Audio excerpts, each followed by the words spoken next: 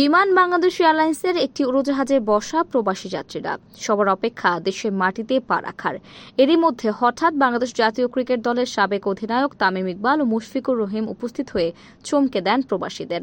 শ্রমে ঘামে অর্জিত অর্থ দেশের স্বজনদের কাছে পাঠানো এমন দেশপ্রেমিকদের জন্য এরকম আয়োজন অভিভূত করেছে সবাইকে। এ সময় প্রবাসীদের উদ্দেশ্যে তামিম ইকবাল বলেন, বাংলাদেশের যদি কেউ আসল হিরো হয়ে থাকে তা হলো প্রবাসীরা। প্রবাসীরা যদি ভালো থাকেন তাহলে বাংলাদেশ ভালো থাকবে। বাংলাদেশের যদি কেউ আসল হিরো হয়ে থাকে এটা হলেন আপনারা।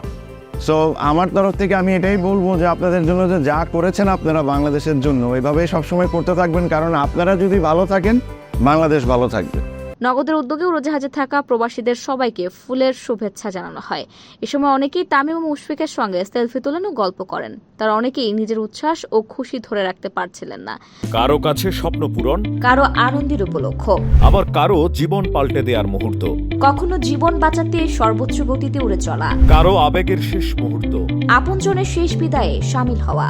এমন সব ইচ্ছে পূরণে সর্বনিম্ন ভাড়ায় দ্রুতগতির বাহন প্রবাসীর হেলিকপ্টার। আপনার প্রয়োজনে যোগাযোগ করুন আমাদের হটলাইনে।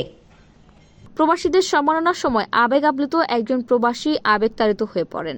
বলেন, বাবা মাকে রেখে বিদেশ গিয়েছিলাম, এরপর দুজনেই চলে গেছে, কাউকেই দেখতে পারি নাই। এমন সম্মাননায় তিনি অনেক খুশি ও সম্মানিত বোধ করছেন।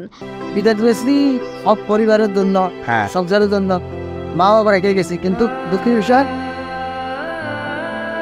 কি দুঃখের বিষয়? মা রেখে যাওয়া মারও হারাইছি, বাবারা দেখিনি।